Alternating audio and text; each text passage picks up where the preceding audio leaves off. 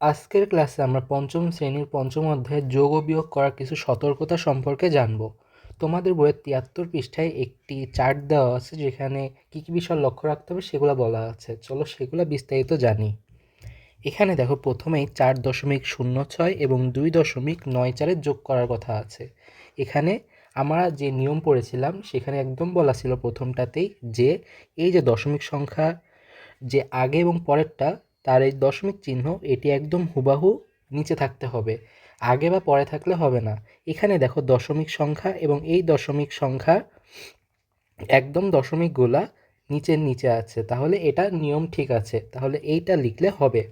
এবং উত্তরের ক্ষেত্রে দেখো ৭.০০ আসছে। দশমিকের পর যদি শুধু শূন্য থাকে তাহলে তার কোনো ভ্যালু থাকে না, সেহেতু আমরা ৭.০০কে ৭ লিখতে পারি।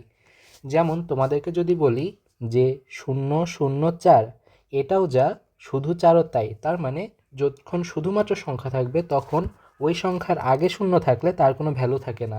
কিন্তু আমি যদি বলি ৪০০, তাহলে কিন্তু এই যে পরবর্তীতে যে দুইটি শূন্য আছে এর ভ্যালু আছে। কিন্তু দশমিক সংখ্যার ক্ষেত্রে ধরো আমি বললাম ৪.০০, এখানে এই যে যে শূন্য আছে শুধুমাত্র শূন্য, এর কোনো ভ্যালু নেই, এটার মানেও যা, চার মানেও তাই। আবার ধরো আমি বললাম ৪.১০০০, এখানে এই যে যে তিনটি শূন্য, এটা লেখাও যা, এখানে শুধুমাত্র ৪.১ লেখাও তাই। কেন? কারণ এই শূন্য তিনটির কোনো ভ্যালু নাই। আসো আমরা পরবর্তীটায় যাই। ২ নম্বরে কি বলা আছে দেখো, ৪-২.৩১। আমরা কি বলেছিলাম বলো তো? অবশ্যই দশমিক বসাতে হবে উপরে, থাকুক বা না থাকুক, এবং সেগুলো একটা স্ট্রেট লাইন বরাবর। এইখানে যেভাবে প্রকাশ করা আছে দেখো, কোনো দশমিক দেওয়া নেই উপরে। যদি দশমিক দিইও আমি, দেখো এই বরাবর যদি দশমিক দিই নিচেরটার, তাহলে এখানে দশমিক আসে, তার মানে কি দেখো ৪-এর আগে দশমিক চলে আসছে। কিন্তু আমাদের তো ৪ করতে হবে, তাহলে কীভাবে লিখলে বলো তো? ৪-এর মানে থাকবে সেম ৪.০০। কেন দুইটা শূন্য লিখলাম? কারণ এখানেও দেখো দুইটা আছে, তাই এখানে দুইটি শূন্য দিলাম, এখানেও দুইটা সংখ্যা। এবার দেখো একদম মিলে গেছে, দশমিকগুলার উপর নিচে আছে। তাহলে আমাদের অবশ্যই দশমিক দিতে হবে যদি সংখ্যায় থাকে বা না থাকে, এবং সেগুলো উপর নিচে থাকতে হবে। তাহলে কি বিষয়ে নজর রাখতে হবে? ৪কে ৪.০০ভাবেও লেখা যাবে। চলো ৩ নম্বরে যাই। ৩ নম্বরে কি বলা আছে? ৩.৭৫ এবং ০.৫। এখানে তুমি যদি ভালো করে খেয়াল করো তাহলে দেখতে পাবে যে এটা ঠিক নেই। কেন ঠিক নেই? কারণ এখানে দশমিকটা আছে ৭ বরাবর এবং এই দশমিকটা আছে ০ বরাবর। তাহলে কি ভুল? দশমিক বরাবর লিখতে হবে। তাহলে এই যে দেখো বরাবর লিখে ফেললাম।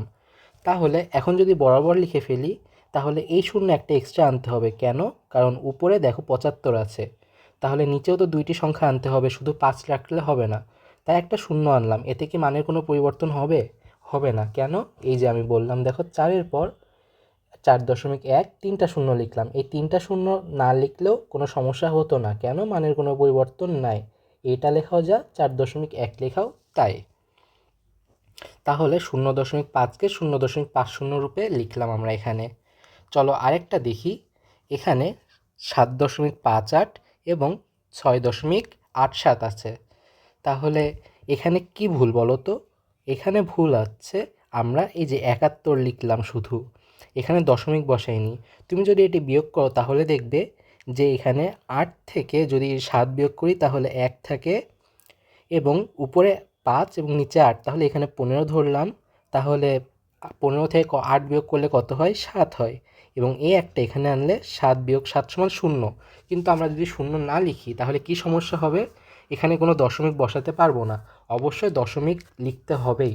এই যে দেখো দশমিক এবং এই ০, তার মানে এই ক্ষেত্রে আমাদের যদি ০ আসেও আমরা ০ লিখব, তাহলে মান একদম ঠিকভাবে বসবে। ০.৭১ এবং শুধু ৭১ ভিন্ন। তাহলে কি বুঝলাম আমরা? দশমিক বিন্দু এবং এককের স্থানে ০ বসানোর কথা যেন ভুলে না যাই, অবশ্যই ০ বসাতে হবে। এগুলা খেয়াল রাখলে তোমরা দশমিক সংখ্যার যোগ এবং বিয়োগে কোনো ভুল করবে না। দেখা হচ্ছে পরবর্তী ক্লাসে, যেখানে আমরা দশমিক সংখ্যার গুণ সম্পর্কে জানব।